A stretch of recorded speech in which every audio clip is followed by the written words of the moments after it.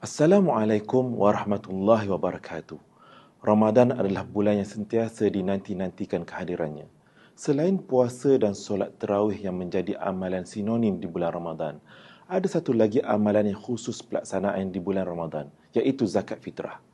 Terdapat banyak hikmah dalam amalan zakat fitrah ini.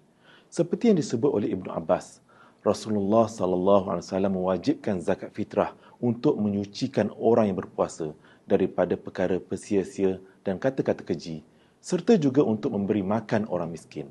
Bayarlah zakat, kerana ia satu kewajipan bagi setiap Muslim yang mencukupi syarat. Mudah-mudahan dengan zakat fitrah ini dapat membantu golongan yang kurang berkemampuan. Kehidupan lebih baik bersama. Wallahu a'lam.